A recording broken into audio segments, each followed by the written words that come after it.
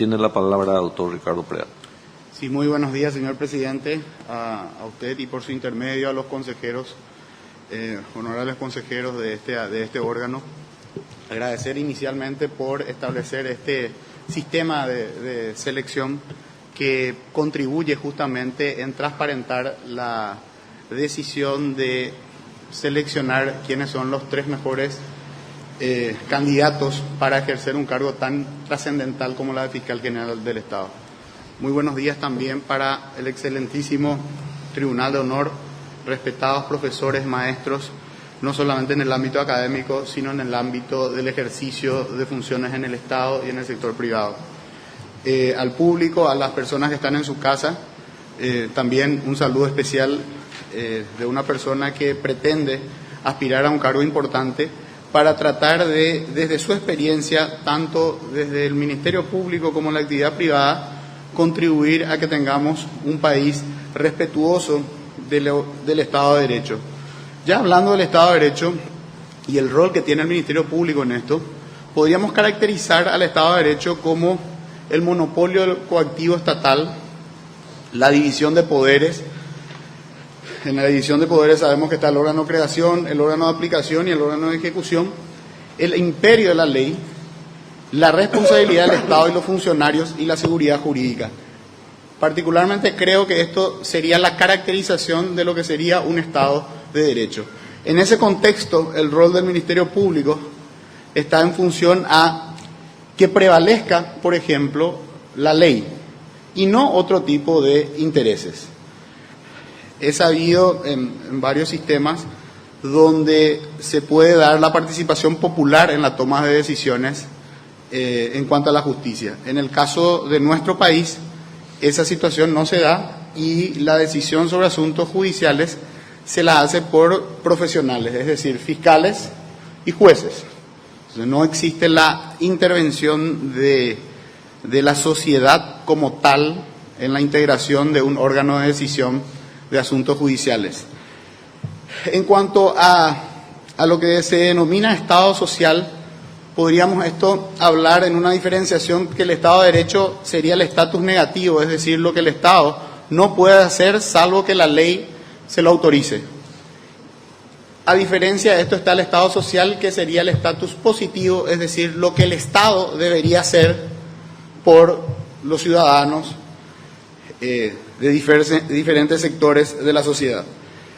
En cuanto a este aspecto, el Ministerio Público puede colaborar a través de su intervención, por ejemplo, en los procesos de acción de inconstitucionalidad. Es decir, el Ministerio Público debería tomar, y el fiscal general en particular, debería tomar seriamente cuando se están interponiendo acciones de inconstitucionalidad contra normativas que puedan afectar ese estatus positivo del Estado, es decir, lo que el Estado tiene que hacer por la sociedad.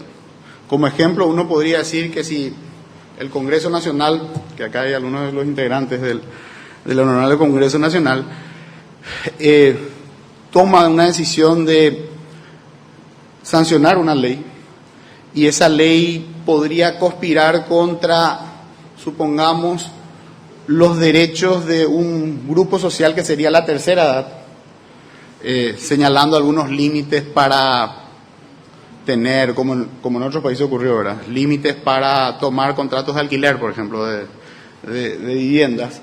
Bueno, el Ministerio Público, en representación del interés colectivo de ese grupo social o de ese colectivo, podría considerar interponer una acción, por ejemplo, contra una disposición de esa característica, si considera que se están vulnerando garantías constitucionales reconocidas en la Constitución para este sector de la sociedad. Y eso, obviamente, replicar en otras esferas de protección. Eso era solo a modo de ejemplo.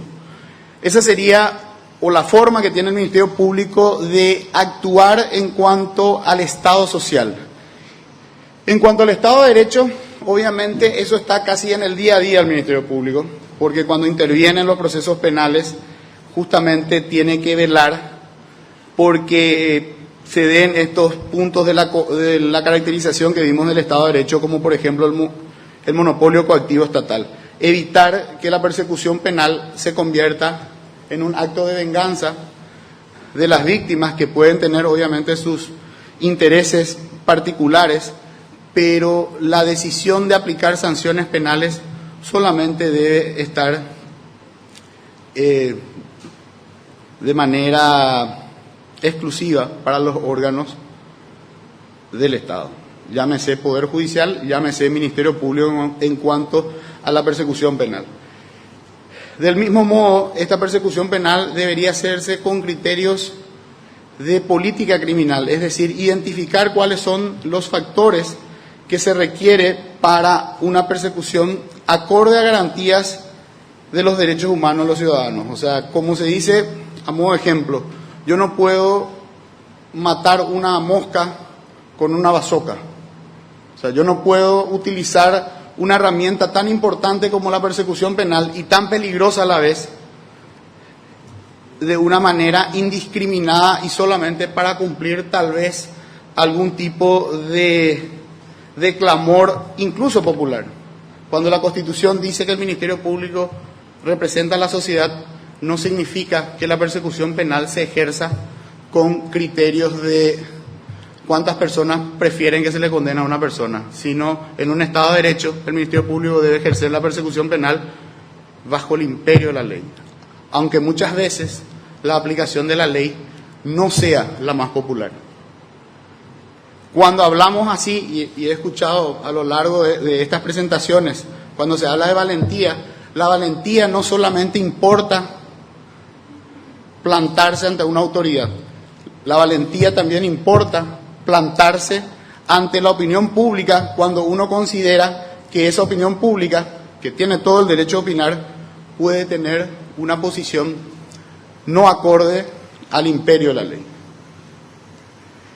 Un fiscal general tiene que tener justamente para esto la solvencia moral, la solvencia intelectual y la valentía para ejercer ese cargo. Esto también, para justamente materializar esto, la comunicación eficaz. Comunicarle a la sociedad cuál es el rol de la fiscalía, cómo se ejerce, por ejemplo, la acción penal, porque muchas veces uno tal vez oye y dice, yo hice una denuncia y esa denuncia nunca prosperó. Tal vez nadie tuvo la sensibilidad de tratar de explicarle que tal vez lo que denunció no se encuadra en un hecho punible de una manera de lo más sencilla posible y que tal vez no es la persecución penal la solución a ese conflicto, sino la solución a ese conflicto está en otra rama del Estado. Ese tipo de políticas son las que se deberían implementar para que la institución tenga credibilidad, porque difícilmente vamos a construir un país si las instituciones no tienen credibilidad. La credibilidad no se logra solamente con decisiones acertadas, sino también con comunicación y con explicación a la sociedad de esas decisiones. En cuanto a la autonomía funcional y a la autonomía presupuestaria, la autonomía funcional básicamente se circunscribe a que el Ministerio Público no puede estar aceptando imposiciones de otros sectores. Otros sectores, llámese poder político, llámese otras instituciones del Estado, pero también llámese la sociedad en general. Vuelvo al mismo asunto. Representar a la sociedad significa, en el sistema que tenemos constitucional, actuar conforme a la ley. En cuanto a la autonomía presupuestaria, como podría esto definirse, aunque no, obviamente no es mi especialidad este asunto, podría definirse como la facultad que tiene el Ministerio Público de elaborar su propio presupuesto y ejecutarlo. Ahora, para realmente efectivizar esa autonomía presupuestaria, debería el Ministerio Público trabajar con cuáles van a ser realmente sus planes de acción y tratar de que esos planes de acción estén en función a un plan general.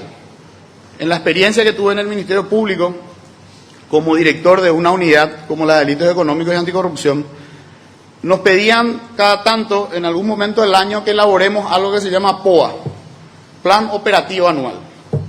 Bueno, esto era así como una cuestión para un abogado, no entendía de qué se trataba el POA.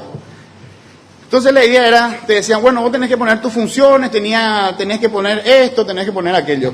¿Qué pasaba? En el POA muchas veces y muchas de las reparticiones creían que uno tenía que justificarse y decir, yo hago demasiado cosas para creer que uno tiene, digamos, o se tiene la necesidad de que esa persona no se puede disponer de ella porque tiene muchas funciones. En realidad ese tipo de POAs o de proyecto operativo anual o plan operativo anual conspira contra la elaboración de un correcto presupuesto, porque yo estoy abriendo varias funciones, sobre eso teóricamente se puede preparar un presupuesto y a la hora de la verdad, cuando tengo el presupuesto no lo puedo ejecutar porque esa repartición creó tantas funciones que no la puede cumplir.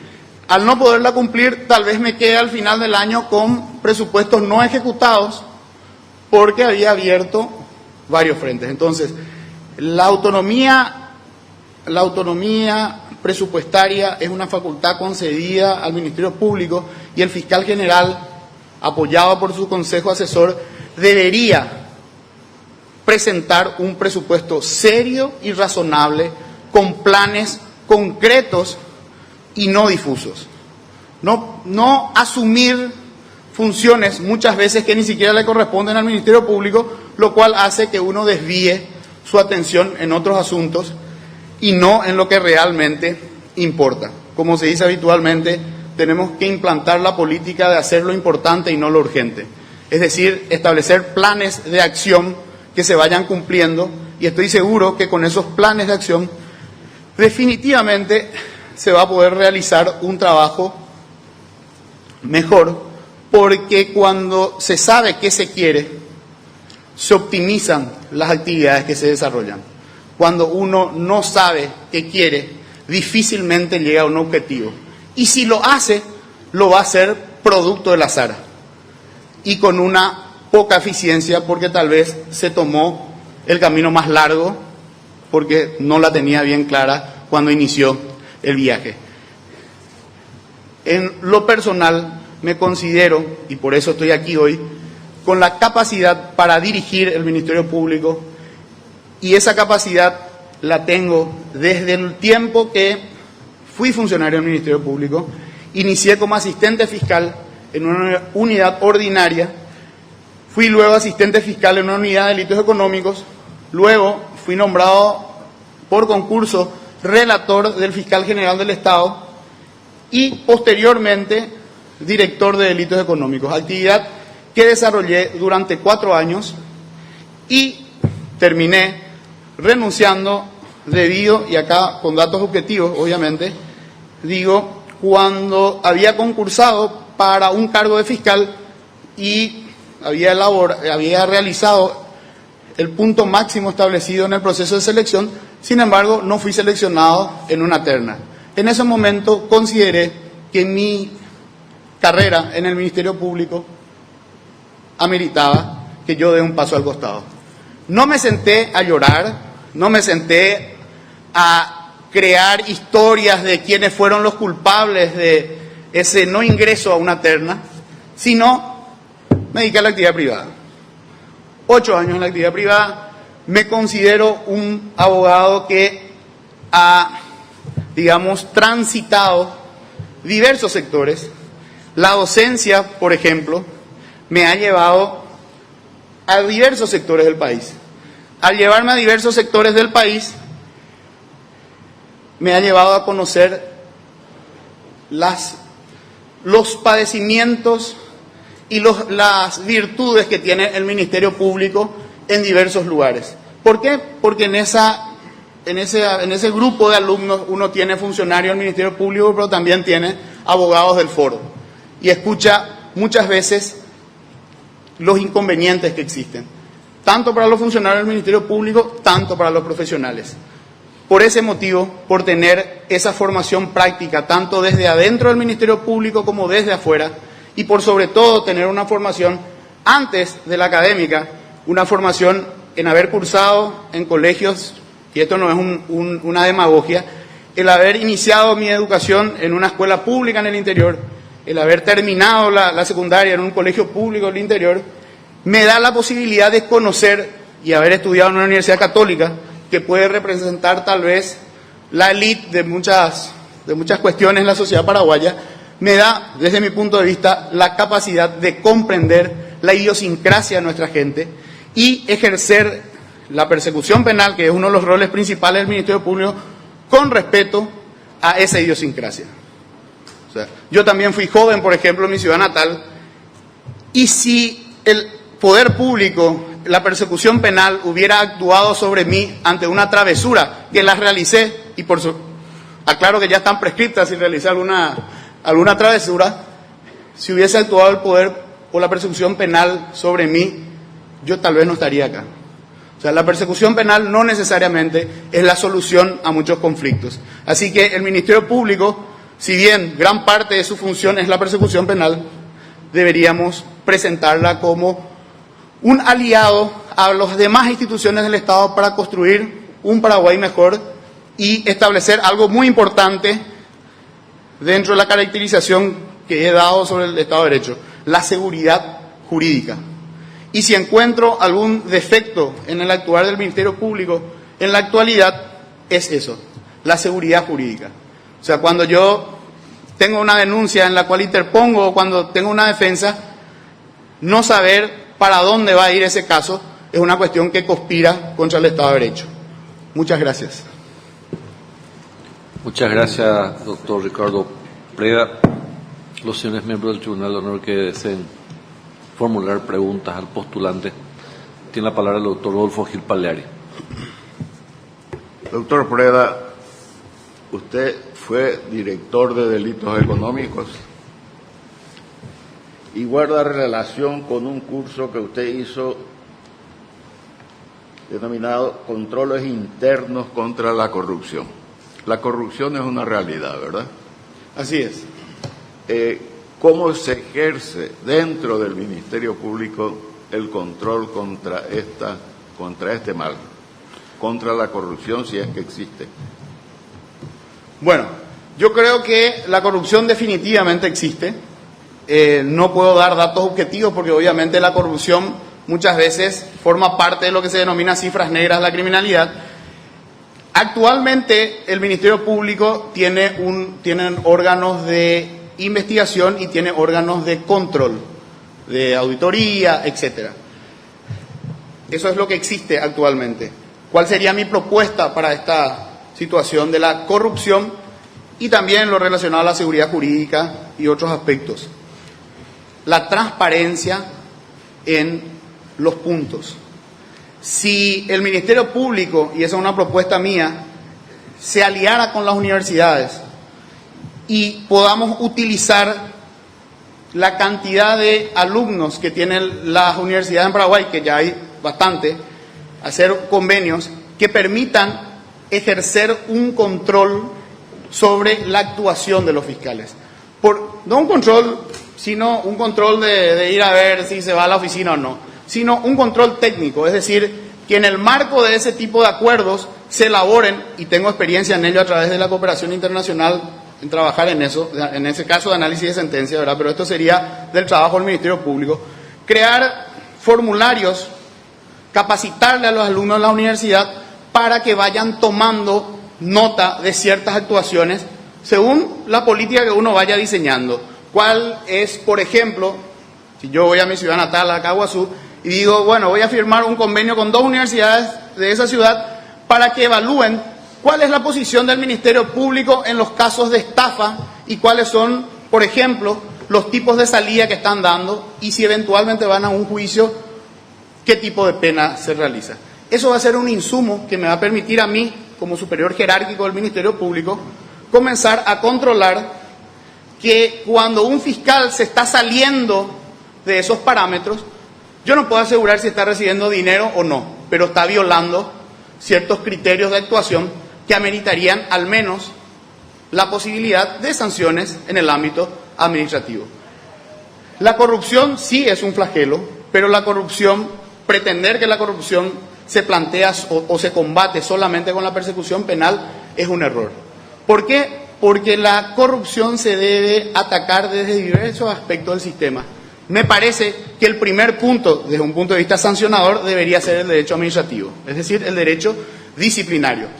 Puede que yo no sepa si el funcionario ha recibido o no un dinero, pero según los sistemas de control que he aplicado, tengo que ese fiscal ha tenido 20 casos en 2 meses donde le fueron rectificados sus dictámenes, por ejemplo, por el superior. Bueno, para eso yo tengo que sistematizar la información y yo creo que la mejor manera de combatir la corrupción es la transparencia. Cuando el Ministerio Público toma decisiones importantes sobre el tipo de casos, esa información debe estar accesible al público para que un abogado pueda cuestionar la decisión de ese fiscal porque se aparta de esos principios fundamentales que se dio desde la superioridad. El Ministerio Público finalmente es un órgano jerárquico y no un órgano horizontal como el Poder Judicial. Es decir, el superior le puede dar instrucciones directas al inferior. Muchas gracias. Gracias, doctor Rodolfo Gil Paleari. Con otro miembro tiene la palabra la doctora Amparo Samaniego, ayuda parcial.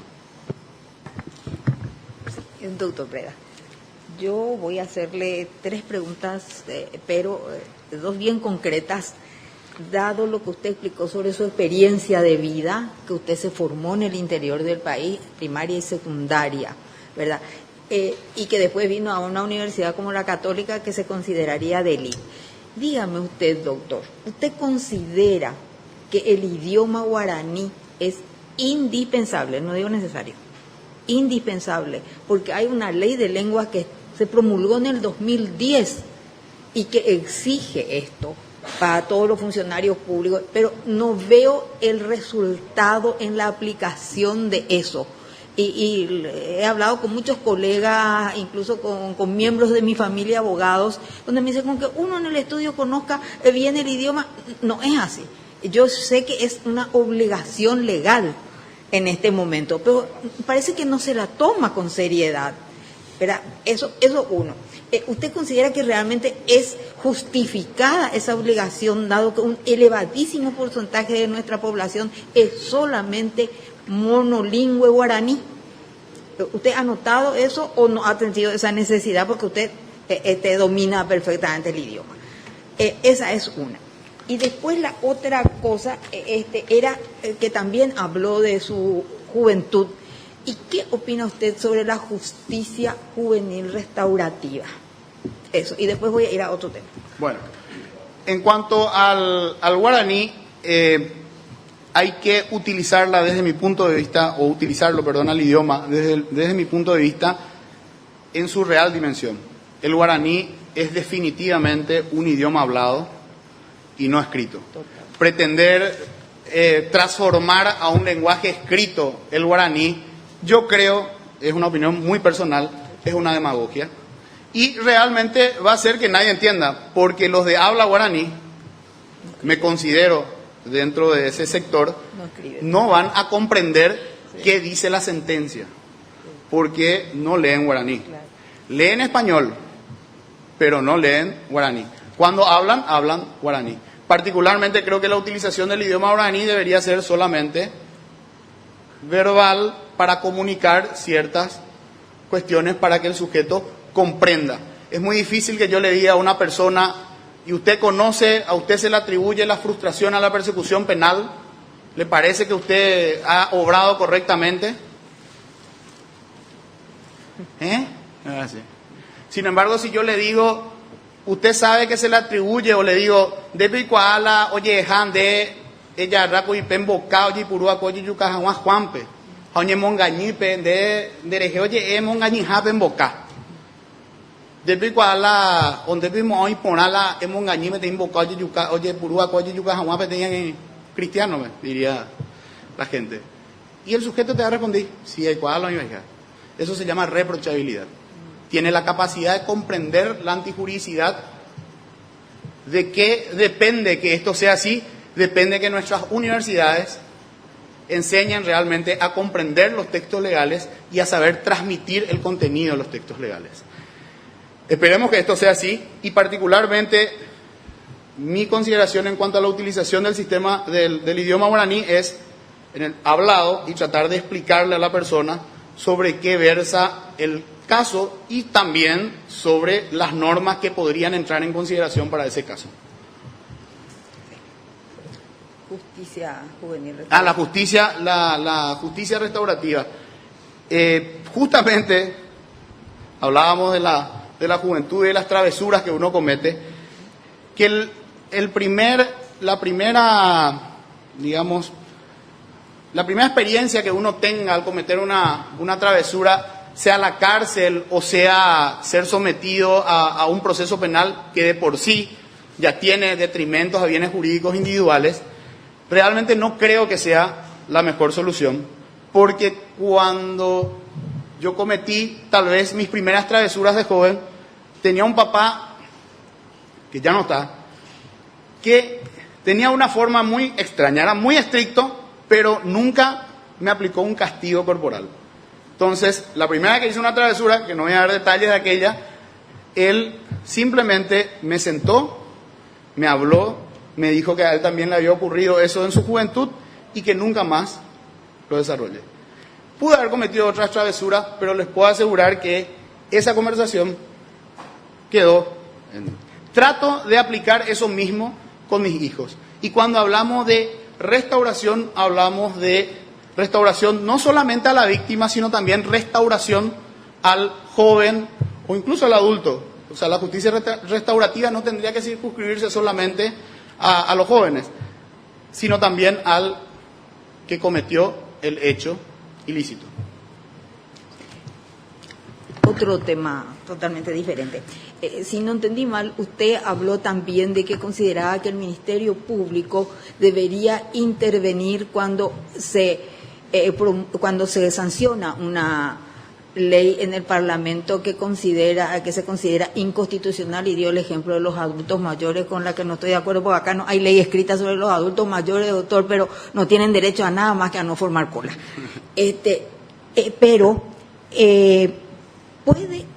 ¿Tiene legitimación activa el Ministerio Público, no habiendo un tribunal constitucional que es el que suele realmente tener en cuenta esto y dar su fallo sobre el punto de dejar como inconstitucional ya una ley? No, o sea, una sala constitucional, así como está, porque eso se discutió mucho en la constituyente, ¿verdad? Tribunal Constitucional, y finalmente se decidió que sea una sala constitucional. ¿Tiene esa sala constitucional esa facultad, doctor, o el Ministerio Público tiene esa legitimación para poder interponer ese recurso? Sí, la ley orgánica no voy a entrar en los artículos obviamente, pero sí, debe estar ahí por el 70, 75 más o menos. La ley orgánica establece que el Ministerio Público puede ejercer acciones judiciales sin indicar y sin enumerar cuáles, acciones judiciales para salvaguardar derechos colectivos, siempre y cuando estos colectivos no tengan la capacidad de ejercer, la capacidad, entiéndase, seguramente económica, de contratar a un abogado y poder ejercer, siempre tiene que ser un colectivo, no una persona individual, para ejercer esas acciones judiciales. En ese sentido me refería a que si, supongamos, se establece una ley, no digo que la haya, se establece una ley que afecta al colectivo de adultos mayores, un colectivo de adultos mayores le solicita al Ministerio Público que interponga una acción contra esa disposición legal o administrativa inclusive. A eso me refería. Pero es el colectivo el que interpone. Sí, el colectivo que le solicita al Ministerio Público, el Ministerio Público la ejerce porque es una facultad conferida en la ley orgánica del Ministerio Público.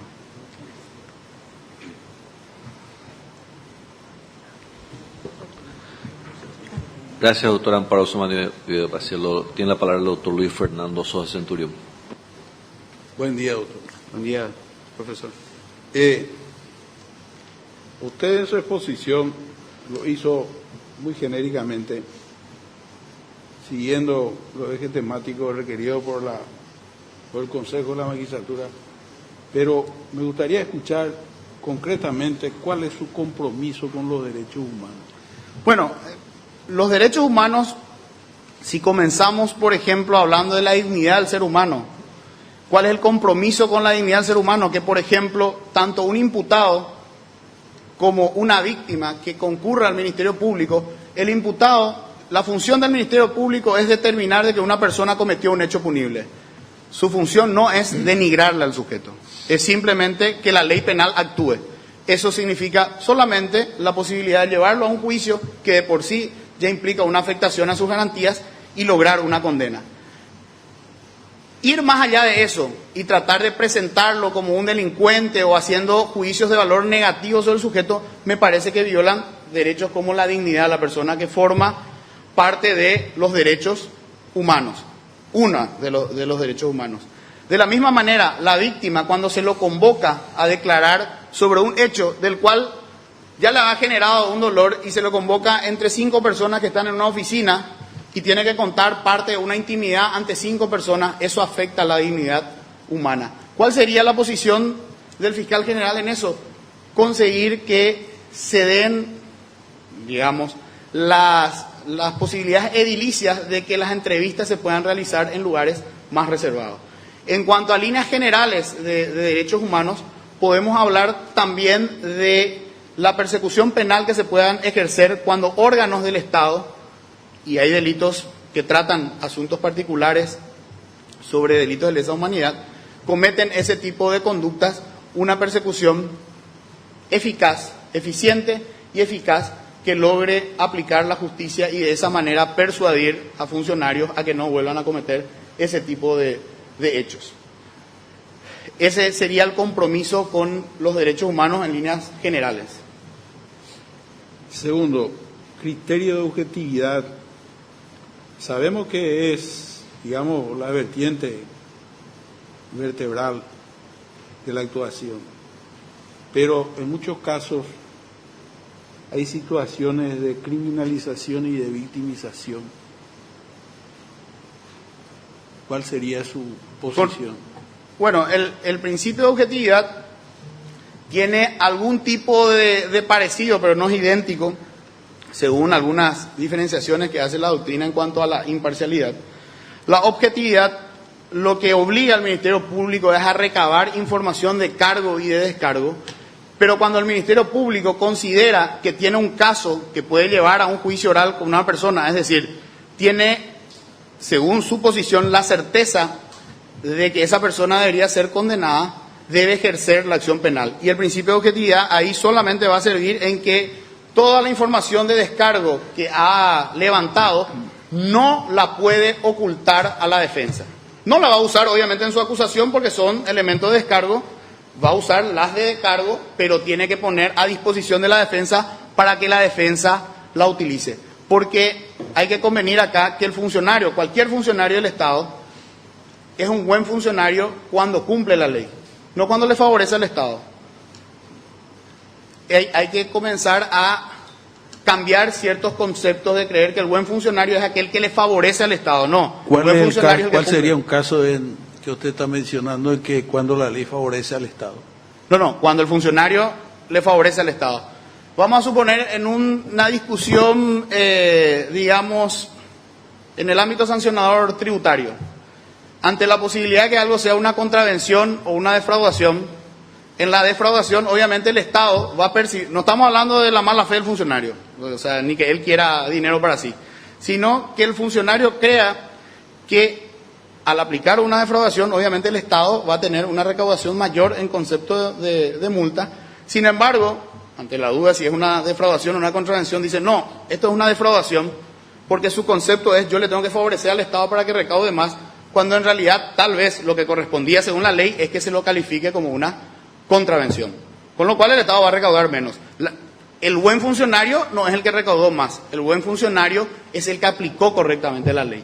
Ese debe ser el norte de un funcionario público. De la misma manera, un buen fiscal no es el que logra más condena, un buen fiscal es el que investiga y dilucida la mayor cantidad de casos, aunque esa dilucidación signifique que el sujeto deba ser sobreseído.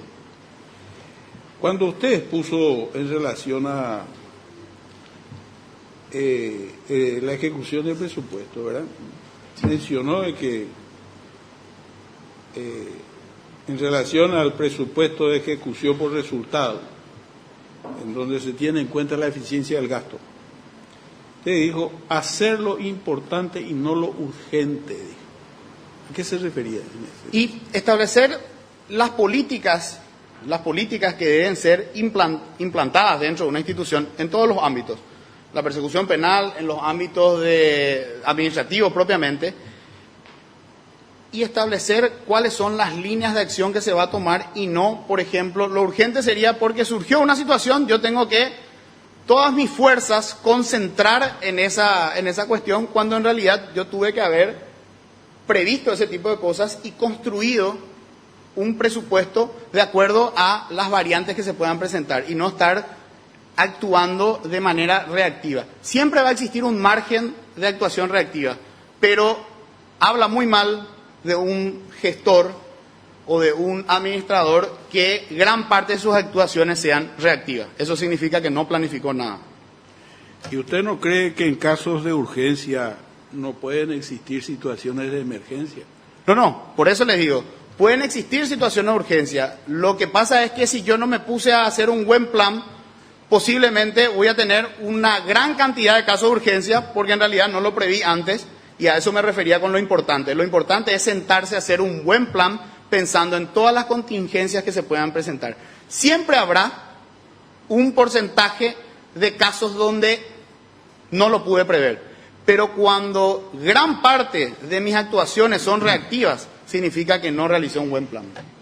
¿Sabe por qué le pregunté esto? Porque en la eventualidad que usted llegue a la Fiscalía General del Estado, usted se va a encontrar con un presupuesto rígido,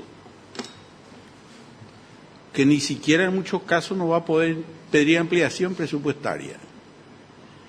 Sí. Y estamos en una situación propicia para ese tipo de preguntas. Se puso en vigencia el 2017, con relación al presupuesto 2016, la determinación de gastos efectivos no tienen los mismos costos.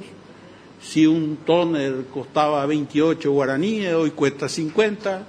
Sus recursos en función a esta ejecución efectiva del gasto, por una gestión financiera optimizada, usted no va a poder cumplir. Y va a acceder a la Fiscalía General del Estado en la eventualidad del caso ya pasado la mitad del año. Probablemente va a encontrar ya en la ejecución del presupuesto más del 60%, y se le pueden presentar situaciones de trabajos de urgencia. Por ejemplo, las situaciones vividas respecto a Ciudad del Este y otras. ¿Y cómo usted va a cumplir con esto de que lo importante es menos que la urgencia y la emergencia que surgió? Bueno, lo que vaya a realizarse en la primera parte, obviamente va a ser la herencia de un presupuesto creado por otro. Si eso me sucede el siguiente año, posterior a que yo construí mi propio presupuesto, eso sí puede ser medido de manera negativa hacia mi gestión. Pero, profesor, le contesto igual a su pregunta. El Ministerio Público, les puedo asegurar por experiencia, porque lo he vivido adentro y lo vivo todos los días a través de los casos donde intervengo. El tóner que usted dice que gasta, muchas veces los gasta porque no hay un sistema estructurado de investigación. Le voy a dar un ejemplo, va a parecer anecdótico, pero si eso lo multiplico por 260.000 casos, es muy común que se presente una denuncia y lo primero que haga el funcionario de la Fiscalía es llamar al denunciante. Le llaman al denunciante con todo lo que irroga eso, imprimir una cédula de notificación, que alguien lleve esa cédula de notificación, que el ciudadano pierda su tiempo en venir a la Fiscalía y le preguntan en un sencillo y emotivo acto: ¿se ratifica usted en la denuncia? Sí. Bueno, muchas gracias, señor, y se va. Eso se labró en un acta y se imprimió, se gastó tóner. No existe la ratificación de la denuncia cuando se trata de un delito de acción penal pública, solamente cuando se trata de una instancia a la víctima donde sí se requiere que la víctima venga a instar el procedimiento. ¿Qué significa eso? Que la Fiscalía le tenía que haber llamado a la víctima solo en el caso que el contenido de la denuncia no tenga toda la información que el fiscal considera necesario para impulsar la acción. Pero para preguntarle simplemente si se ratificaba en su denuncia, bueno, eso es un gasto que no tiene ninguna justificación. Entonces, con el corsé que tenga en ese primer año, porque no fue el presupuesto que yo creé, voy a optimizar los recursos, creando realmente políticas que sirvan para y vuelvo a repetir, optimizar los recursos. Y eso incluye la firma de convenios con organizaciones de la sociedad civil, con gremios del sector privado, y le cuento, en mi experiencia, como gran parte de la expertise de mi trabajo está relacionada a los delitos económicos, hay miles de casos en la Fiscalía sobre delitos patrimoniales. Los bancos tienen que enviar extractos y extractos de papeles, y vamos a suponer que de 1000 casos que ingresan, 5 terminan en una acusación, es decir, en una decisión del fiscal donde dice que tiene mérito para juicio. 95 no. El papel, las copias que se hizo en 95 casos tal vez no sirvieron de nada. La evidencia es solamente para el juicio oral. ¿Cómo eso se puede solucionar? Se puede solucionar con acuerdos, como por ejemplo la ASOBAN, para que la información venga en un sistema digital.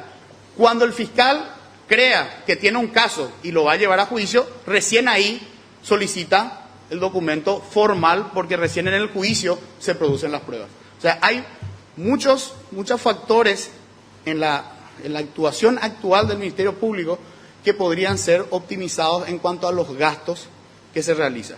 Entre ellos, que cada institución del Estado cumpla su rol y no que el Ministerio Público asuma el rol de otras instituciones del Estado. Muy bien. Sigo preguntando porque Sí, me parece. usted me lleva de una pregunta a otra. Usted mencionó las acciones impropias de la autoridad pública, ¿verdad? Cuando de repente existen situaciones, y habló del derecho tributario. En el derecho tributario, las leyes tributarias determinan una presunción de que el contribuyente, prima facie, tiene intencionalidad en el acto, ¿verdad? Salvo demostración que lo hace el propio contribuyente. Ahora bien, el Código Penal determina en su artículo 17 que cuando la ley no habla de determinación de culpabilidad directa, la presunción es dolosa, ¿verdad? Muy bien. Entonces, ¿qué ocurre en una acción eventual?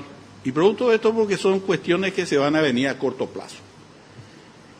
¿Y por qué se van a venir a corto plazo? Porque hay documentaciones que son imperfectas para la acusación penal. Por ejemplo, la declaración jurada efectuada ante un funcionario del Ministerio de Hacienda.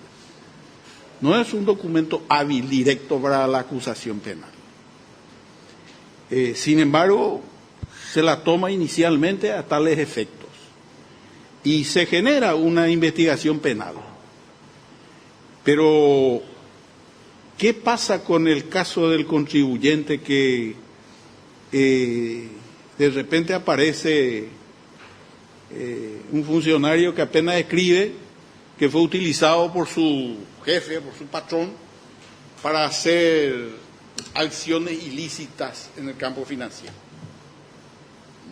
Bueno, en primer lugar, el artículo 17, inciso primero del Código Penal no presume el dolo. Es una regla técnica legislativa que lo que hace es que los delitos en abstracto y no en el análisis de un caso concreto, deba leer dolosamente, no que en el caso presuma que hay dolo. La que sí, y la ley que sí tiene presunciones establecidas, es la ley 125, y usted sabe más que yo, porque es su ámbito, que existen varias presunciones, por ejemplo, de defraudación. Bueno, paralelo a eso tenemos nuestra Constitución Nacional, que dice que en el ámbito de un proceso penal o de cualquier otro proceso donde pueda surgir una sanción, deben respetarse ciertas garantías. La primera de esas garantías es la presunción de inocencia. Sin embargo, la ley 125, con todas esas presunciones, nunca fue atacada, o por lo menos que yo conozca, nunca fue atacada de inconstitucionalidad. Así que tenemos dentro de nuestro sistema varias disposiciones legales que la transgreden. Que nunca se las haya planteado, tal vez sea una cuestión de no mirar el sistema como un todo y pretender que yo solamente voy a resolver un conflicto con el Código Penal, por ejemplo, porque yo me dedico al tema penal. En realidad, los conflictos se resuelven con todas las normas del sistema. Bien, de su exposición deducimos que las leyes vigentes permiten la actuación adecuada en el procedimiento del agente fiscal. Muy bien. ¿Y qué usted opina sobre la prejudicialidad cuando está establecida expresamente en una ley? con respecto a sus efectos penales, independientemente de lo que establece la propia ley penal. Bueno, actualmente tenemos en cuanto a la evasión impositiva una disposición específica que impide la persecución penal. Eso está vigente desde el año 2010. Yo lo que quiero saber es qué usted opina, no lo que está en la ley ni lo que está en la teoría, que usted eventualmente siendo fiscal general del Estado y se le corra, por ejemplo, un traslado de inconstitucionalidad, como un caso que leí en los periódicos, de que se había planteado contra una resolución en la Cámara de Apelación de Ciudad del Este, una acción de inconstitucionalidad porque dijo de que no podemos seguir con esta acción penal porque existe la prejudicialidad. Sí. Me refería a la ley, profesor, porque ni el cargo de fiscal general ni el cargo de presidente de la República me habilita a mí a transgredir la ley. La ley dice que la persecución penal en enumeración de impuestos solamente se puede realizar agotada el ámbito administrativo. Eso es lo que dice la ley. Muchas gracias. Gracias, doctor Luis Fernando Centurión. Señores miembros del Consejo de la Magistratura que deseen formular preguntas, tiene la palabra el doctor Claudio Baqueta. Buen día, doctor Preda. Teniendo en cuenta su experiencia en la unidad especializada de anticorrupción y delito económico, ¿qué medidas sugeriría para que sea más efectiva el ejercicio de la acción penal pública? Según mi experiencia en la unidad de delitos económicos, durante 6 años, o prácticamente los 8 años que estuve en el Ministerio Público, lo que podría fortalecer la actuación de la unidad de delitos económicos es un trabajo mancomunado con las demás instituciones del Estado. Los delitos económicos no son como los delitos comunes. Cuando yo estoy ante una violación o ante un homicidio, lo descubro inmediatamente porque hay una persona muerta, etcétera. Un delito económico no se descubre con la simple observación. Yo puedo entrar a un lugar y hay 100 biblioratos. Yo no puedo decir que porque veo 100 biblioratos ahí hay un delito económico. Ahora, yo que trabajé mucho tiempo en este ámbito, me dan un balance y algo entiendo. Pero siempre, en mi tarea profesional, desde el Ministerio Público y en la actividad privada, siempre recurro a los especialistas de cada rama. La persecución penal en el ámbito de los delitos económicos requieren unos órganos interinstitucionales porque representan conocimientos de varias ramas, no solamente del derecho, sino también de otras ciencias que contribuyen. Eso no significa que el fiscal general vaya a salir a contratar más personas, sino a saber dentro del Estado quiénes realizan esas tareas y firmar convenios para realizar esa cuestión. O adentro mismo del Ministerio Público, ver tal vez algún contador ocioso que está por ahí en una repartición administrativa sin hacer mayormente nada, yo lo puedo considerar. Todo ese tipo de cosas sirven para la persecución de delitos económicos. Y le digo la experiencia práctica. En algún momento dado hubo una muy buena relación entre el Ministerio Público y la Contraloría General de la República y se creó a través de la cooperación internacional una unidad de auditoría forense, de profundización de informes de auditoría. Me tocó a mí desde el Ministerio Público ser el enlace con esa unidad. En 1 año y medio que más o menos duró el mejor trabajo que realizó esta unidad, habíamos procesado unos cuantos casos contra personas muy poderosas, entre ellas, no voy a dar nombres, un ministro del Poder Ejecutivo de aquellos años que decidió aceptar un juicio abreviado.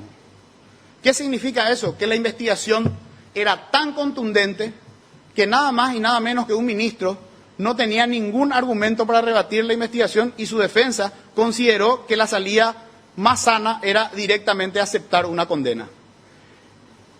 Para luchar contra los delitos económicos no es crear 100 casos, sino profundizar los casos donde se tengan mejor perspectiva de triunfo y de esa manera dar respuestas firmes. Una unidad no funciona y no es la mejor porque tiene más denuncias, sino porque procesa mejor aquellas que sí tienen algún tipo de posibilidad de prosperar. Gracias, doctor Claudio Baqueta. Tiene la palabra el doctor Adrián Salas. Muy buen día, doctor Preda. Se habla mucho de la corrupción y la impunidad en todos los ámbitos y usted que tiene experiencia en el ejercicio de la profesión seguramente tiene también conocimiento, inclusive certeza en algunos aspectos. Se trajeron inclusive en estas audiencias datos estadísticos de una cantidad importante de noticias crímenes que llega al Ministerio Público. Sin embargo, se hablaba de 130.000 denuncias y de los cuales se llegó a 900 casos con condenas. En atención a su experiencia como director de la unidad tan importante de delitos económicos, ¿tiene alguna propuesta para tratar de combatir esa corrupción interna dentro del Ministerio Público y externa también en cuanto a los funcionarios públicos en general, hablando? ¿Algo concreto, alguna política, algún instructivo o la modificación de alguna norma? Bueno, siempre uno tiene que ir para hacer los cambios por los que uno tiene a mano. Obviamente, cambios legislativos pueden ser necesarios, pero los cambios legislativos no dependen del fiscal general del Estado, por lo tanto, estos deben quedar como la última opción. En cuanto a esta secuencia de opciones que se tiene, para mí, y que ya lo había dicho anteriormente, lo principal es la transparencia. ¿Qué es la transparencia? La transparencia en el ejercicio de la acción penal. Que los ciudadanos y los profesionales del foro conozcan cuáles son los criterios del Ministerio Público. Porque acá hay una cuestión muy particular. El Ministerio Público tiene algo que se llama o se denomina unidad de criterio, unidad de actuación y principio jerárquico. El Ministerio Público no es un órgano jurisdiccional horizontal donde la diferencia está solamente en la competencia. Pero el presidente de la Corte no le puede llamar a un juez de paz de cómo resolver en un caso. Sí podrá atender después si le llega en algún recurso, pero no le puede ordenar. El Ministerio Público, sin embargo, sí es un órgano vertical y eso está reglado. Entonces, si un fiscal, no puedo saber si está recibiendo o no dinero, porque eso es mucho más difícil establecer, salvo que haya una denuncia concreta. Yo sí puedo establecer que este fiscal está tomando decisiones que se apartan considerablemente de los criterios esbozados por la Fiscalía General. ¿Cómo yo controlo eso? Y yo controlo eso con lo que les dije hace rato. Tratar de involucrar a la universidad para recíprocamente cumplir funciones. La función de la universidad en la investigación, que finalmente esa tiene que ser la función de la universidad, y la función mía, en el caso que sea fiscal general, de controlar a los operadores del sistema. Paralelamente a eso, también hay órganos de control interno, pero hay que ser sincero, un órgano de control interno no puede estar controlándole a los 350 o 400 fiscales. Entonces, ¿cómo ejerce ese control real? Con las universidades, con los gremios de profesionales, donde uno le vaya tal vez enfocando y señalando cuáles son los criterios de la Fiscalía, donde podemos discutir con los gremios de abogados cuáles son esos criterios, y también sensibilizar a los colegas abogados de que hay veces que los casos se pierden porque hay un argumento en contra, y no que la única excusa cuando se pierde un caso es que alguien se vendió, porque eso también genera descreimiento en el sistema y una sensación de que en todo hay corrupción. Yo no creo particularmente, pero tampoco tengo datos estadísticos porque es algo que no se puede, no es tangible. Yo no creo que en todos los casos haya corrupción. Hay veces que la gente cree que hay corrupción porque tal vez la decisión le fue desfavorable. Muchas gracias, doctor Adrián Salas. Tiene la palabra el doctor Julio G. Ríos. Gracias, presidente, doctor Preda. Comparto plenamente con usted de que el idioma guaraní es un idioma hablado, que es una lengua coloquial, así como creo también que los términos utilizados en las normas o en la legislación también tienen que ser términos coloquiales. Ergo debe ser entendidos por el albañil, el profesor, el ingeniero y no solamente por el abogado. Hoy tenemos nosotros un código penal en el cual inclusive, sin mirar lo que la propia Constitución establece, donde en todos los artículos, el 12, 17, 19, 23, se habla simplemente de delitos, de comisión de delitos. Nuestro Código Penal actual se habla, por decirte, de hecho punible, de tipo penal, de un término que siempre me causó gracia, subsunción. En base a esto que le estoy diciendo, y atendiendo a que las normas tienen que ser entendidas por todos, porque no se presume el desconocimiento de la ley, ¿cree usted que el Código Penal vigente está correcto o debe ser modificado por todo lo que le dije? Agregando una cosa más, habló usted en todo momento del principio de legalidad, que es que las leyes, y especialmente la ley penal, debe ser simplemente aplicada y no interpretada. Este código generalmente, por lo general, es interpretado. ¿Qué piensa usted del Código Penal actual? Bueno, quiero comenzar con una precisión. No recuerdo haber dicho lo del principio de legalidad y de que la ley solamente se aplica. Dije simplemente órganos de aplicación. Ahora, ¿cómo se aplica una ley? Bueno, en el proceso de aplicación de una ley, y eso es teoría de las normas básicas en cualquier fuero, no solamente el penal, uno tiene que desentrañar el contenido de la norma. A eso es lo que denominamos interpretación. Es muy difícil, lo que sí uno puede discutir es que una norma es de más fácil o más difícil interpretación, pero todas las normas deben ser interpretadas. En cuanto al Código Penal, ahí sí vamos a tener algún disenso, doctor Ríos. Particularmente creo que el Código Penal tiene algunas falencias que deberían ser subsanadas, pero lo que el ciudadano debe comprender es el ámbito de lo prohibido y lo permitido. Si yo le traigo el código de Teodosio González y le comparo cómo decía Teodosio González que era la estafa, decía el que con ardid y tal cosa, Teodosio González era paraguayo. Yo le puedo asegurar que en el interior o en el campo nadie va a entender qué significa ardid, por ejemplo. No significa, la ley penal y las leyes en general, porque si no vamos a entrar a mirar todos los códigos, el código civil, el código... Lo que tiene que entender el ciudadano es el ámbito de lo prohibido y lo permitido. Los operadores del sistema son los que deben interpretar, y para eso está la dogmática de cada rama del derecho, para interpretar el contenido y de cómo se aplica esa norma. ¿Sí? Bueno, entonces me voy a referir a un tema específico. Sí. El tema de la legítima defensa. Sí.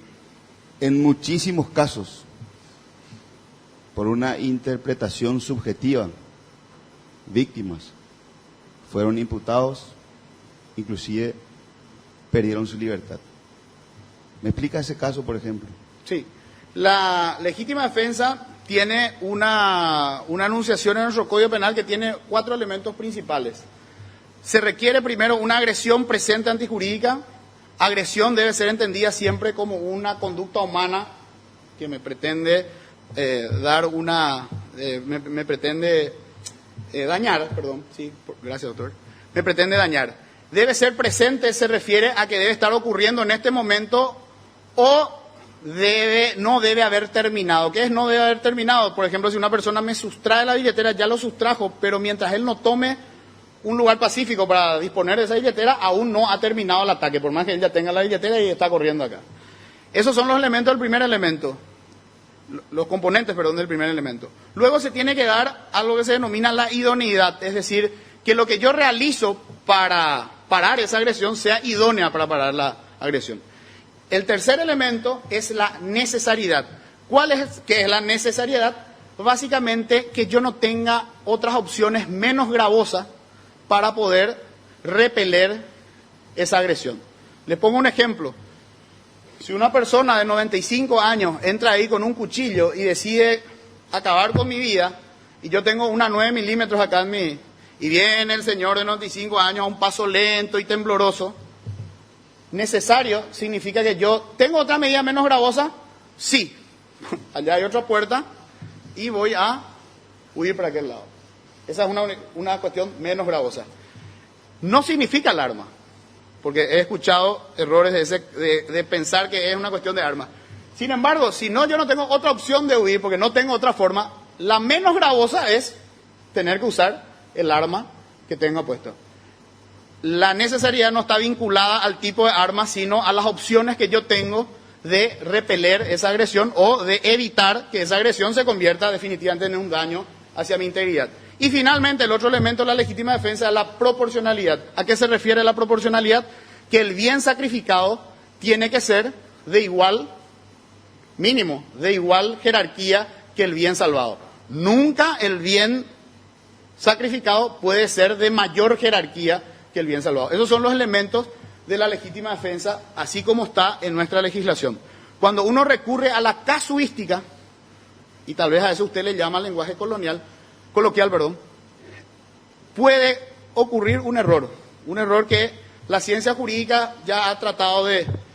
La casuística lo que hace es centrar en cuestiones donde uno va relatando casos y la sociedad, el mundo va evolucionando y cuando algo sale de ese caso resulta que la norma no lo prevé. El derecho penal moderno ha recurrido a lo que se llama descripción abstracta de las conductas y solamente recurre a la casuística justamente cuando quiere restringir la intervención del derecho penal. Por eso nuestro Código Penal dice el que matara a otro, no dice el que matara con un cuchillo, el que matara...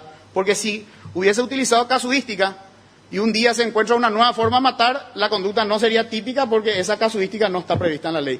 Son cuestiones de técnica legislativa que yo creo, bueno, podemos hacer un amplio debate sobre eso, pero bueno, creo que no sé si este es el... Gracias, doctor Julio G. Ríos. Tiene la palabra el doctor Cristian Krijovich. Gracias, presidente. Doctor Preda, Doctor Krijovich. al comienzo de tu exposición hablaste de el papel del Ministerio Público en las acciones de inconstitucionalidad.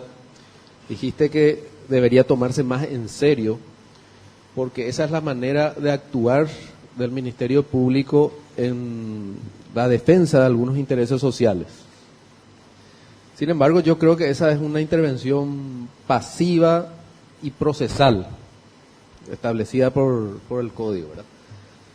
El artículo 3 de la Ley Orgánica habla de que el Ministerio Público tiene el deber de promover ante los órganos jurisdiccionales la acción penal pública en defensa de estos intereses.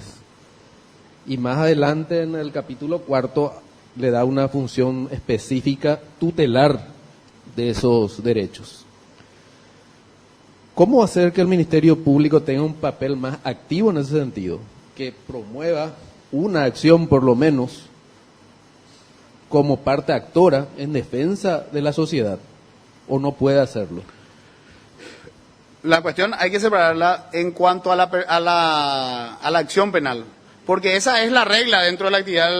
Yo me refería, con relación a la intervención de las acciones de inconstitucionalidad, a la protección de o a la intervención en lo que se denomina el Estado social, es decir, donde el Estado es el que debe dar. En cuanto a la persecución penal, eso es una cuestión distinta, porque obviamente esa es por otro lado, sí. Disculpame, termine la idea. Por otro lado, también, ante la pregunta de la doctora Amparo, había indicado que el Ministerio Público también puede tomar acciones proactivas, y eso le está facultado en el artículo 70 más o menos de la Ley Orgánica, cuando un colectivo, por ejemplo, tiene alguna necesidad, y bueno, habría que ver los casos para decir, bueno, este es un caso donde el Ministerio Público debería intervenir. ¿Por qué le digo esto, doctor? Porque lo primero que tiene que hacer un fiscal general es ver qué funciones tienen las demás instituciones del Estado para no concurrir a una actividad donde tal vez otra institución del Estado tenga más facilidad, más expertise para hacer. Yo, y esto es una opinión mía, yo no soy ni sociólogo, ni filósofo, ni nada, pero como un paraguayo más, siempre me he dado cuenta, o me parece a mí, que actuamos, todos vamos, cuando surge un conflicto, todos vamos detrás de ese conflicto. Si yo hago un paralelismo para el fútbol, cuando yo tenía 6 años, todos íbamos detrás de la pelota, pero el fútbol no se juega de esa manera, el fútbol se juega cada uno en su puesto. Entonces, lo primero que tenemos que hacer es no decir de que yo estoy cumpliendo una función social y ir a ejercer cualquier acción, tal vez habiendo otras instituciones que tienen más expertise y están más acostumbradas a ese tipo de cuestiones. Lo primero que yo tengo que hacer como fiscal general es saber bien qué hace cada una y cuál es la expertise de cada una. A eso iba la pregunta. La siguiente, hablaste también de la persecución penal y dijiste que puede ser una herramienta muy peligrosa. ¿Cuándo es peligrosa? Puede ser por el actuar del Ministerio Público. En ese caso, ¿qué hacer con un fiscal que torna peligroso su trabajo? O no es un término mío, ¿verdad? Sino que se usa en el medio, un fiscal vedette o estrella que busca más sobresalir que la verdad en el caso. Cuando yo hice hincapié en que un fiscal general, y si el fiscal general, si la cabeza va a ser así, los fiscales deberían seguir ese orden, tiene que ser valiente, me refería a aplicar la ley, aunque no sea la más popular. Valiente no es igual a temerario. O sea, temerario es aquel que toma una decisión sin haber aún analizado todas las hipótesis de un asunto y concluir de que realmente su intervención corresponde. Tal vez la influencia más negativa que ha dado la dictadura en nuestro país es que aún no conocemos o no comprendemos la real dimensión de lo que es un Estado de Derecho. Entonces, cuando uno dice, el fiscal ordenó la detención porque yo soy el que ordenó la detención, o cuando un comisario dice, yo le puedo tener 6 horas acá, eso es justamente esa rémora de que yo realizo algo porque yo tengo un cargo, cuando en realidad yo puedo ordenar la detención cuando la ley me lo permite. El ejercicio de la persecución penal debe ser responsable y conforme a los criterios, y como órgano jerárquico esos criterios deben estar establecidos de una manera transparente para que todos los ciudadanos tengan acceso, no a los nombres de los casos, obviamente, porque eso no corresponde, pero sí a las posiciones jurídicas y de actuación que deben regir a un fiscal. Gracias, doctor Criscovit. Tiene la palabra el doctor Carlos Raúl Carrera. Buenos días, doctor. Sí, doctor. Yo no sé si tu confesión de travesura es alguna situación que tengamos que preguntarte porque hace razón a tu persona, pero esperemos que esa travesura ya haya sido superada, doctor, y que esta travesura que vaya a querer hacer en el caso de que sea fiscal general del Estado sea jurídicamente positiva, ¿verdad? Pero vamos a dejar eso de lado y tal vez en los exámenes pueda saltar esa situación. Pero te quiero hacer 3 preguntas, si me puedes contestar así en forma sucinta, si se puede.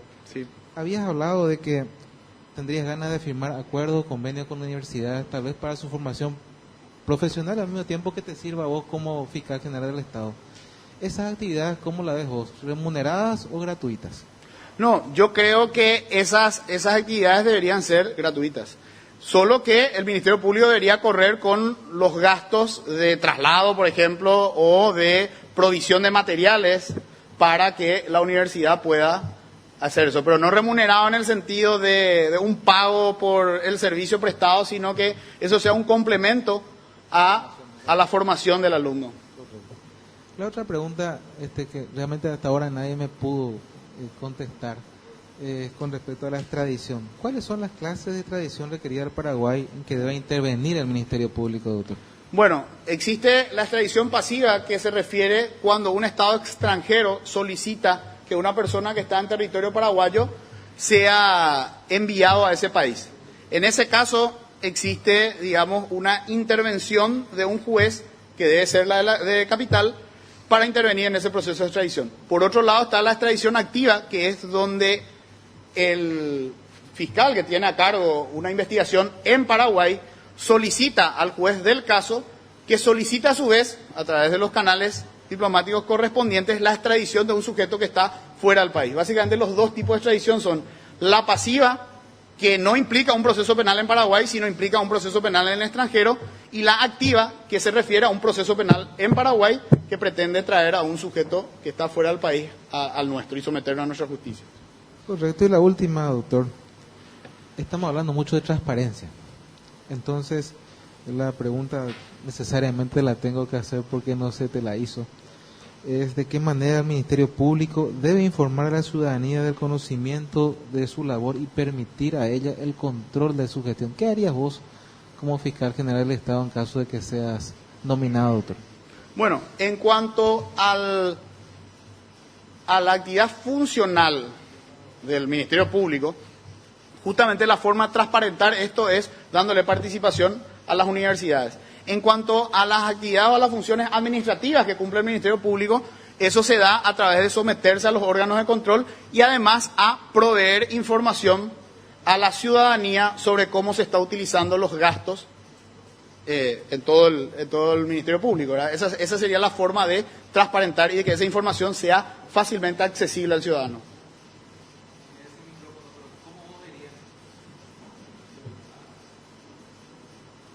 ¿Cómo verías vos, doctor, esta situación de que la Fiscalía actualmente tiene una acción de inconstitucionalidad con respecto a que está rindiendo cuentas del Tribunal de Cuentas, y tuvimos una explicación aquí, pero no permite, vamos a decir, el control de auditoría, vamos a llamarle, de la Contraloría General de la República? ¿Cómo ves vos la situación, doctor? Bueno, no quiero entrar en una discusión teórica, ¿verdad?, sobre los roles que cumplen cada una de esas instituciones, pero una cuestión mía, ¿verdad?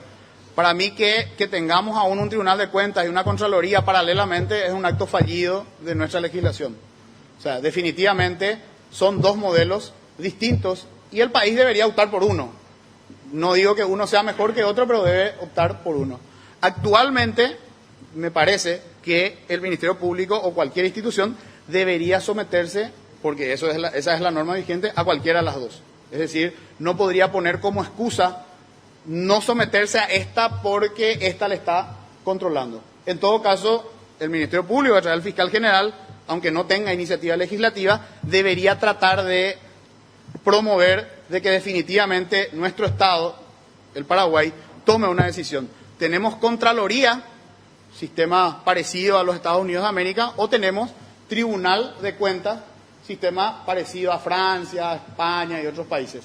Es una cuestión de decisión que, bueno, muchas veces en nuestro país se toman cuestiones sin analizar bien que tal vez una es la que debe aplicarse y no la otra. No que una sea mejor que la otra, son dos sistemas distintos. Por ahora, así como está vigente, un órgano del Estado debería someterse a los dos. Muchas gracias, doctor Carlos Raúl Cabrera. Yo tengo una pregunta, doctor, para usted.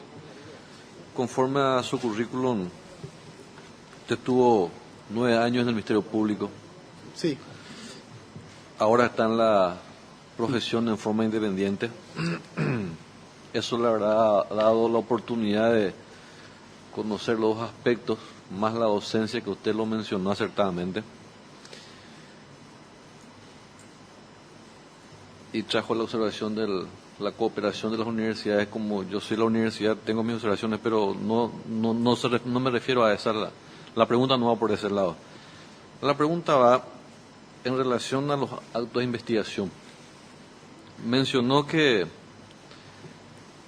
de 100 casos, cuando se habló de economizar recursos, 5 casos normalmente podrían ser objeto de acusación o podrían tener algún viso de seriedad la denuncia y podría impulsarse un proceso. 95 quedan sin que representen casos.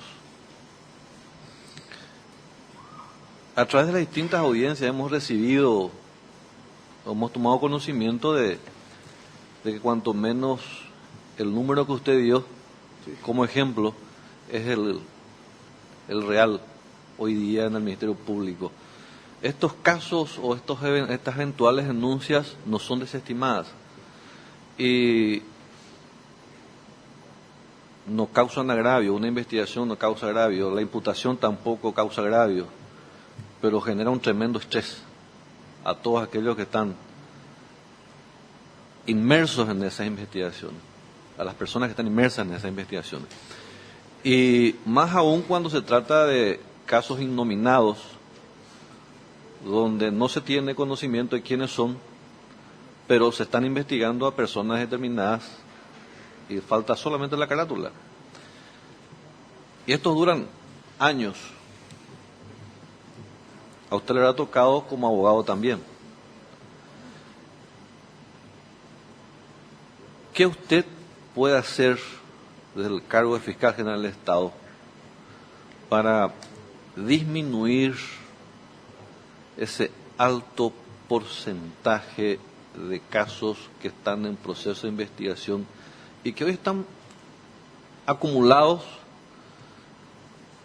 sin ningún tipo de diligencia y tampoco sin desestimaciones, y hasta que de repente a alguien se le ocurre nuevamente oficiar y generar otra vez el estrés a la ciudadanía?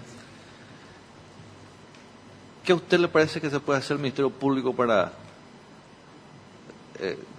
terminar con ese flagelo, por llamarlo así? Bueno, en primer lugar, hablar sobre que la investigación, más aún la imputación, no causa agravio, eso en realidad es un discurso sin contenido. Porque quien fue imputado alguna vez y recurrió a mi oficina a pedirme que le acompañe a la audiencia del 242, yo ejerzo la actividad liberal y privada, su primer agravio fue tener que desembolsar mis honorarios para que yo le acompañe a esa audiencia. Ese tema de que no causa agravio una investigación o no causa agravio una imputación definitivamente es un mero discurso tal vez de muchas autoridades que pretenden decir no causa agravio. No causa agravio que vaya al Banco Itaú un informe que diga persona innominada sobre estafa. Solicitamos el extracto de la cuenta privada de Ricardo Preda. Lo primero que va a hacer mi oficial de cuenta es: doctor Preda, ¿podría usted traer sus últimas declaraciones impositivas? Eso me va a obligar a mí a buscar mis declaraciones impositivas, irme hasta el banco, presentarlas. Eso no es ninguna cosa agradable. Por lo tanto, al no ser agradable, en realidad es desagradable, es un agravio. Entonces, sí hay agravio en una investigación. Hay veces que la investigación te va a causar un agravio, pero bueno, hay un conflicto de intereses donde obviamente se soluciona a favor del Estado, que tiene también el deber de esclarecer los hechos. Ahora, cuando ese agravio se causa sin que tenga un contenido el caso, definitivamente estamos hablando de una situación ilegal. Y ahí vuelvo a mi conceptualización de que en nuestro país se cree que uno puede hacer algo porque ostenta un cargo. El fiscal no puede realizar una diligencia porque es fiscal. El fiscal puede realizar una diligencia cuando ella es conducente para resolver un asunto que podría tener relevancia penal. Y el artículo 18 del Código Procesal Penal, que habla sobre el principio de legalidad procesal, no penal, refiere que el Ministerio Público está obligado a la persecución penal, pero solo cuando haya indicios fácticos suficientes sobre la comisión de un hecho punible. Si alguien viene a mi despacho como fiscal general y me dice, en el negocio A, no voy a decir ningún tipo de negocio por si acaso, ¿verdad?, no se está pagando sueldo mínimo, por más que yo pueda corroborar que en ese lugar no se paga sueldo mínimo, el no pagar sueldo mínimo no tiene relevancia penal. En todo caso, y acá también viene la sensibilización que tenemos que tener con los que recurren al sistema, explicarle de una manera amable y, si es posible, conducirle hacia la institución que atiende estos asuntos, llámese, por ejemplo, Oficina del Trabajo en ese caso. Eso va a hacer que tal vez ni siquiera se hayan abierto esas investigaciones de personas innominadas. De la misma manera, y lo que dije antes, cuando uno crea los criterios, y esos criterios están publicados según el grupo de casos, y para eso yo tengo que tener un relevamiento de datos de qué tipo de grupo de casos hay, va a servir para que el operador del sistema, los abogados particulares, recurran al superior, para eso un órgano jerárquico, diciéndole, mira, acá el fiscal está haciendo una serie de diligencias que transgreden completamente este tipo de decisiones. Entonces ahí tiene que estar la función jerárquica del Ministerio Público del fiscal general o del fiscal superior para poder decirle a ese fiscal, usted tiene que cerrar esta investigación porque no tiene un indicio razonable. Para eso están las instrucciones particulares y las instrucciones generales por las cuales actúa el superior jerárquico. Yo creo que de esa manera se va a... Y también la experiencia indica que si los operadores, ya no los operadores del sistema público, se dan cuenta que no se están atendiendo cuestiones que no tienen ni pie ni cabeza, como se dice habitualmente, no están prosperando, yo les puedo asegurar que va a bajar considerablemente la cantidad de denuncias infundadas. ¿Por qué no disminuyen esas denuncias infundadas? Y porque se le está dando trámite a todo. Entonces hay muchos abogados tal vez que consideran que basta con hacer una denuncia, que se pida unos informes para fastidiarle a un ciudadano y tal vez con eso lograr el objetivo que estoy persiguiendo. Pero si el Ministerio Público da señales claras que las denuncias infundadas no prosperarán, yo creo que eso va a disminuir esa cuestión. Siempre habrá, y nadie acá tiene la receta mágica, que no habrá un caso o dos casos donde no se pueda evitar ese tipo de asuntos. Gracias, doctor. Pregunta que me hicieron llegar a presidencia a fin de que yo le pueda formular a usted. Todos los candidatos hablan de que lucharán contra la corrupción dentro del Ministerio Público. Usted, ¿cuál sería su plan de trabajo para minimizar este flagelo? Si puede responder concretamente, por favor. Como les dije, la transparencia. Por otro lado, el ejercicio de las acciones que se tiene, y no solamente la penal como primera vía, como dije. Por ejemplo, el fiscal general tiene la facultad de acusar ante el jurado de enjuiciamiento. En los últimos años, yo particularmente no he escuchado que la Fiscalía General ha formulado acusaciones ante el jurado de enjuiciamiento de magistrados, siendo esa una facultad. Es decir, está renunciando a una facultad muy importante para tratar de contribuir a la lucha contra la corrupción. No porque yo descubrí que el sujeto recibió dinero, pero realizó una conducta que tal vez viola ciertas disposiciones legales que ameritan su enjuiciamiento, y si recibió o no dinero no lo sabré tal vez, pero si lo recibió, por lo menos ya le apliqué una sanción y lo quité del sistema. Entonces, creer que la única forma de combatir la corrupción es la persecución penal es un error. La mejor forma de combatir la corrupción tiene varios aspectos. Comienza con la transparencia y finaliza con la persecución penal. Hay veces que uno se va deshaciendo de los corruptos, aunque no descubra que sea corrupto, por otras vías, como el sistema disciplinario, por ejemplo. Gracias, doctor. La siguiente pregunta. ¿Sí? ¿Tiene algún plan específico para mejorar la calidad de atención al público de las distintas unidades fiscales? Bueno, siempre tuve y siempre lo he transmitido en mi actividad docente, que lo primero que el ciudadano tendría que tener cuando recurre a un ámbito, en el particular el Ministerio Público, es que la primera impresión en todos los ámbitos de la vida, la primera impresión es la que importa.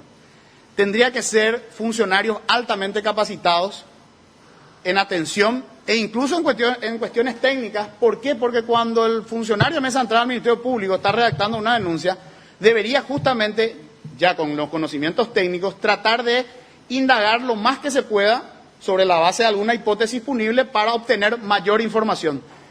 La capacitación a los funcionarios para que comprendan que el que viene, como se dice en un ámbito vulgar y coloquial, no viene de onda a la Fiscalía. Viene porque consideró que fue víctima de algo. Tal vez no se encuadre en un delito, pero yo tengo que tener la delicadeza de indicarle que no se encuadra en un delito, no con estos términos, y que las vías para solución a eso son una u otra salida, que siempre las va a haber, porque si una persona se siente perjudicada por algo, algún ámbito del sistema jurídico, seguramente va a atender esa cuestión. Tal vez no sea el penal, pero yo tengo que tener gente capacitada en informar eso al ciudadano para que el ciudadano no vaya, como ocurre muchas veces, recorriendo de un lugar a otro porque nunca le dan la respuesta de en cuál lugar es donde van a atender su asunto. Gracias, doctor. Con esto concluimos las preguntas, también su audiencia ante el Consejo de la Magistratura. Si usted quiere agregar algo más a todo cuanto haya dicho, le solicito brevedad por el tiempo. Bueno, en primer lugar, así como inicié, realmente celebro que un sistema de selección para un cargo tan importante en el país se desarrolle de esta manera. Estoy seguro que el honorable Consejo de la Magistratura, va a seleccionar a los 3 mejores candidatos porque ha hecho un proceso de selección sumamente transparente, que como desde mi punto de vista es uno de los pilares fundamentales de un Estado de Derecho. Y particularmente, hablo por mí, yo me considero capacitado para ser fiscal general del Estado porque tengo la experiencia desde la función, pero también tengo la experiencia desde el otro lugar. No tengo solamente una formación académica, sino también tengo una formación en cómo razona nuestra gente. He compartido con gente de diversos círculos sociales y sé que la persecución penal, y estoy convencido de ello a pesar de que de eso vivo, no es la solución a todos los males, como muchas veces nos quieren indicar. Muchas gracias. Muchas gracias, doctor Ricardo Preda.